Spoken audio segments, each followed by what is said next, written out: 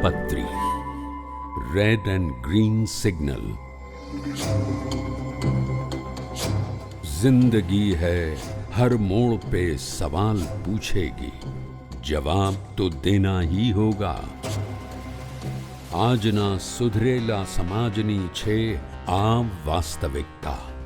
હિંસા, ચોરી, લૂંટફાટ, આત્મઘાત, પરિવારમાં ક્લેશ કુસંપની બોલબાલા અને નાના મોટાની મર્યાદાનો અભાવ, બહેન દીકરીઓની છેડતી બલાત્કાર અને હત્યા સુધીના કુકૃત્યો, ડ્રગ્સ, હેરોઇન જેવા વ્યસનોની ભરમાર, આહારના નામે અભક્ષ્ય ચીજોનો કબજો, વિશ્વાસઘાત, સટ્ટાબાજી, ગુન્હાખોરી, કુસંગની હારમાળા। કેમ ચોંકી ગયા ને? કેવા લાગ્યા આ બધા શબ્દો? આમાં કોઈનો વાંક કાઢશો નહીં હો। આ બધી પ્રોડક્ટ આપણી જ સોસાયટીની છે। શું આનાથી આપણે અને આપણી ભાવિ પેઢીને બચવું છે? છે કોઈ ઉપાય આપની પાસે? નથી ને? તો સાંભળો, હું બતાવું આનો ઉપાય। ભગવાન શ્રી સ્વામિનારાયણ આજથી 200 વર્ષ પહેલા એ ઉપાયો આજ વડતાલ ધામમાં લખીને આપણને સૌને આપતા ગયા છે। રેડ સિગ્નલ અને ગ્રીન સિગ્નલ અર્થાત શિક્ષાપત્રી ગ્રંથ। આ ગ્રંથ છે તો સાવ નાનકડો, માત્ર 212 શ્લોકનો, પણ જીવનને સમૃદ્ધ બનાવે એવો છે। ક્યાં થૂકવુંથી લઈને જીવના મોક્ષ સુધીનો રાજમાર્ગ એટલે શિક્ષાપત્રી। આવો જાણીએ એ શિક્ષાપત્રી ગ્રંથના મર્મને। કસ્યાપી પ્રાણીનો હિંસા અર્થાત કોઈ જીવ પ્રાણી માત્રની પણ હિંસા ન કરવી।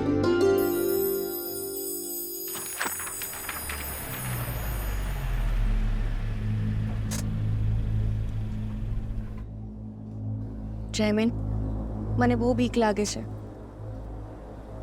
આપણે ઘરે જઈશું એટલે બધાને ખબર પડી જ જશે।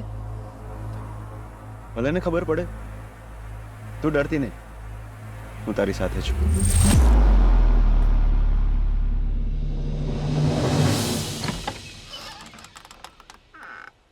આવી ગયા બેટા?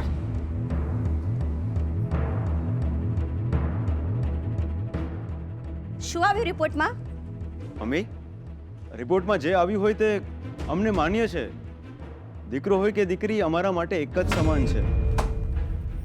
અમારા માટે એક સમાન નથી એનું શું? આપણા વંશને દીકરો જ આગળ વધારી શકે, દીકરી નહીં। ના પપ્પા, હવે માનસિકતા બદલવાનો યુગ આવી ગયો છે।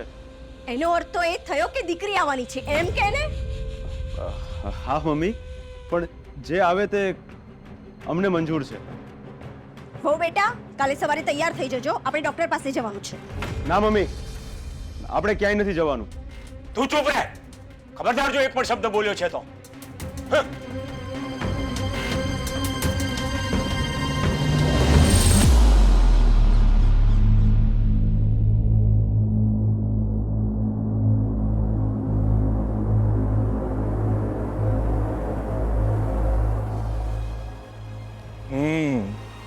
આ બધું શું માંડ્યું છે તમે? ખબરદાર જો એ બેનને તમે મજબૂર કર્યા છે તો। તમને ખબર નથી, સ્ત્રી ભ્રૂણ હત્યા એ ગંભીર ગુનો છે। મારે તમને ગિરફતાર કરવા પડશે।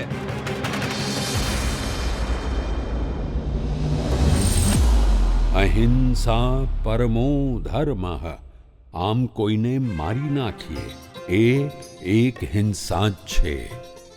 ભગવાન શ્રી સ્વામિનારાયણે શિક્ષાપત્રી શ્લોક નંબર 15માં આજ્ઞા કરી છે, ન ભક્ષ્યમ સર્વથા માંસમ, અર્થાત જે માંસ છે તે તો યજ્ઞનું શેષ હોય તો પણ આપાતકાળમાં પણ ક્યારેય ન ખાવું. આજે સર્વત્ર માંસાહારની બોલબાલા એટલી હદે વધી ગઈ છે કે જાળવીને પગ મૂકવો પડે એમ છે. કોઈ પણ વસ્તુ ખાતા પહેલા ચેક કરવું જોઈએ કે આમાં માંસનો અંશ તો નથી ને, કારણ કે પાપમાં 8 જણા ભાગીદાર બને છે.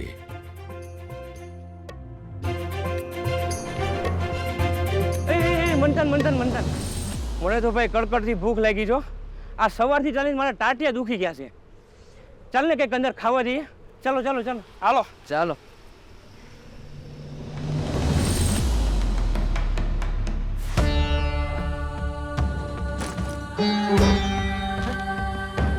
હાલો કંઈક ઓર્ડર કરીશું. હા વેટર.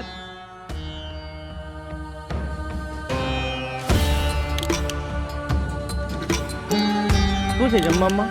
સોરી પણ અત્યારે ક્લોઝિંગ ટાઈમ છે એટલે ખાલી નોનવેજ જ અવેલેબલ છે. વેજ કે નોનવેજ એ હોય તે ચાલશે. મંથન આપણાથી આ હોટલમાં ના ખવાય.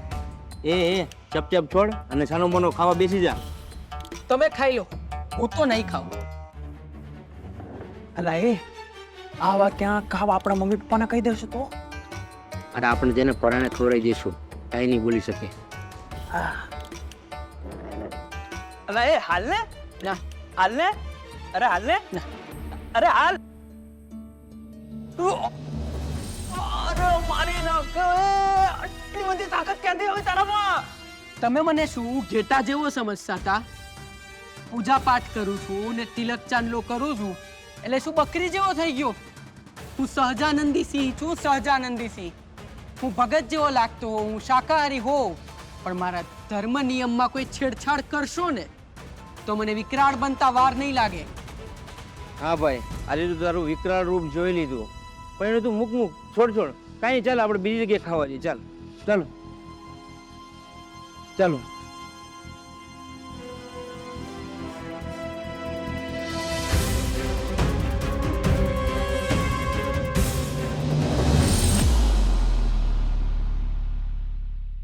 શિક્ષાપત્રી શ્લોક નંબર 37.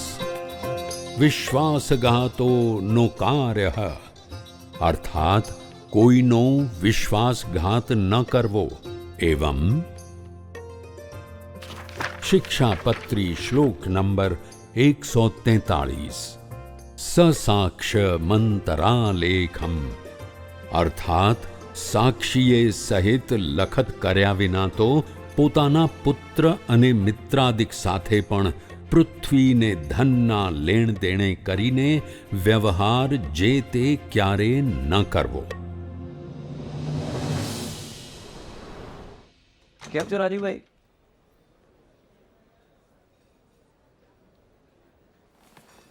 અરે આવો મયંકભાઈ, બેસો. કેમ છો? બોલો, શું લેશો? ચાય, કોફી? એકચ્યુઅલી વાત એવી હતી કે અરે બોલો ને. પૈસાની જરૂર હતી થોડી. ઘરે પ્રસંગ છે તો સોનું લેવું. અરે એમાં શું થઈ ગયું? બોલો, કેટલા જોઈએ છે? 20 લાખની જરૂર હતી, પણ હું તમને 2-3 મહિનામાં પાછા આપી દઈશ. ઠીક છે, આપણો વર્ષો જૂનો સંબંધ છે. મુનિમજી, એમને 20 આપી દો. સાચી છે. કોના લગ્ન છે? ઘરે નાની બહેનના લગ્ન છે. અને મારા લાયક બીજું કંઈક બી કામ હોય ને કહેજો. પાકું. પણ તમારે આવવાનું છે? હા, ચોક્કસ. તો હવે હું રજા લઉં.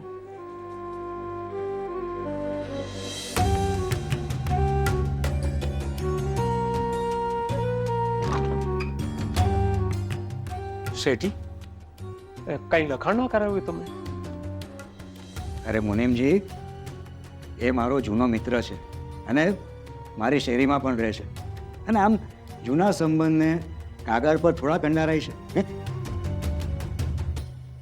શેઠજી, એક વાત કહું છું. સંબંધ અને વ્યવહાર બંને જુદા જ હોવા જોઈએ. તમે અત્યારે છે ને ઇન્કમ ટેક્સની ફાઇલ તૈયાર કરો. મારે સીએને તાત્કાલિક મોકલવાની છે.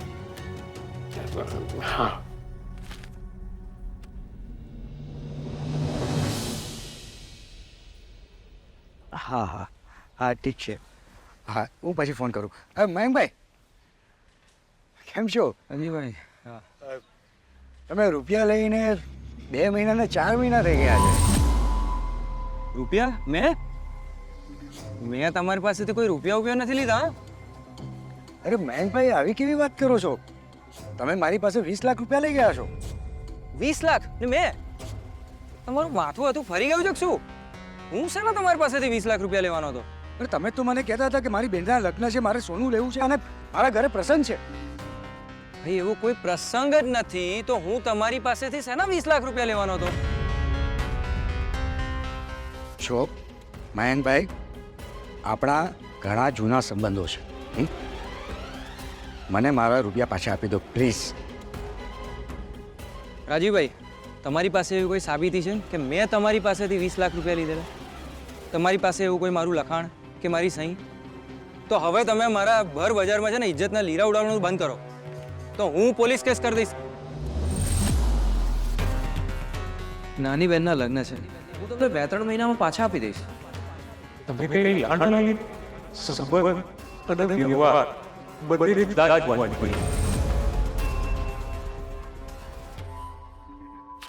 જો આ શિક્ષાપત્રી વાંચી હોત તો આજે આ દશા ના થઈ હોત.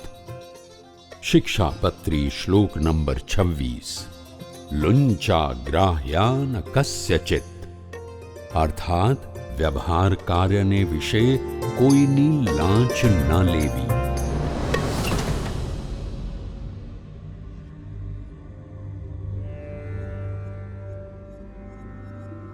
અરે શેઠ, તમે ફરી પાછા આવી ગયા. શા માટે ના આવું સાહેબ? આ તો મારા હાથ જરા ટૂંકા છે એટલે તો અહીં સુધી લાંબો થવું પડે છે. બાકી એક ફોનને કામ થઈ જાય છે. સાહેબ, મારું કન્ટેનર છોડી દો તો સારું રહેશે, નહીતર જો શેઠ, તમારું કામ થોડું મુશ્કેલ છે એટલા માટે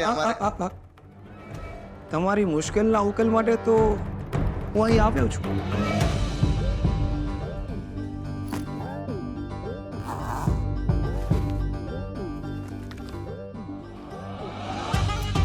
આ શું છે? તમારી મહેનતનું મહેનતાણું. શેઠ, મારું મહેનતાણું હું સરકાર પાસેથી લઈ લઈશ, તમારી પાસેથી નહીં. લુક મિસ્ટર સાહેબ, આવો મોકો વારે વારે નહીં મળે. તમારી જિંદગી બદલાઈ જશે. જુઓ સર, મારે મરીને મારા ભગવાન આગળ હાજર થવાનું છે. હું ભગવાન સ્વામિનારાયણનો આશ્રિત છું અને વડતાલ મંદિરનો કાર્યકર્તા છું. મારા ભગવાને મને આજ્ઞા કરી છે કે ક્યારેય કોઈની લાંચ ન લેવી. તો પછી તમારે તમારા ટ્રાન્સફર ઓર્ડર માટે વધારે રાહ જોવી નહીં પડે. હું તૈયાર જ છું, પણ આ તો કોઈ ભોગે નહીં. તમે જઈ શકો છો.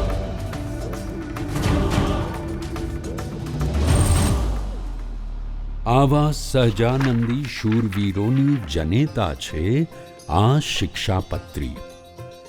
શિક્ષા શ્લોક નંબર 27 ચોર પાપી વ્યસનિનામ સંગઃ પાખંડિનામ તથા કામિનામ ચ ન કર્તવ્યો જન વંચન કર્મણામ. અર્થાત ચોર, પાપી, વ્યસની, પાખંડી, કામી તથા કિમિયા આદિ ક્રિયાએ કરીને જનનો ઠગનારો એ 6 પ્રકારના જે મનુષ્ય તેમનો સંગ ન કરવો.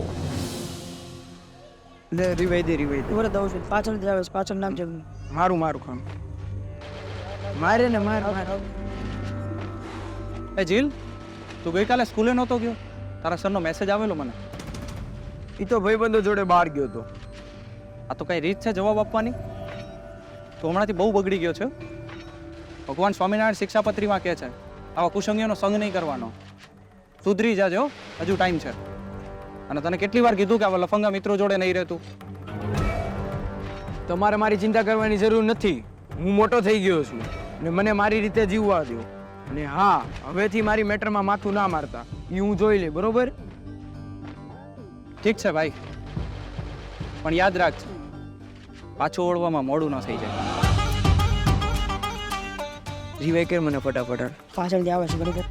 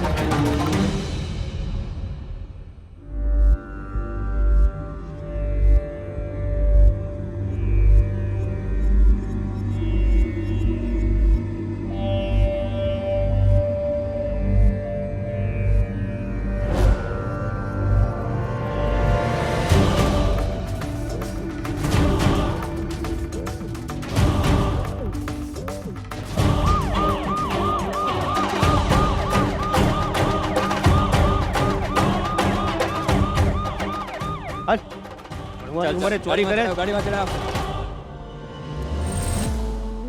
અરે સાહેબ, એક મિનિટ સાહેબ.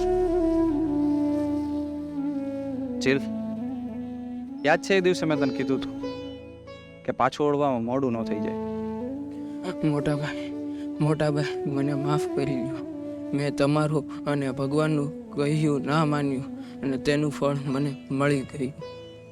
ચાલ હવે ચાલ. ચાલો સ્ટેશને મળજો. ચાલો.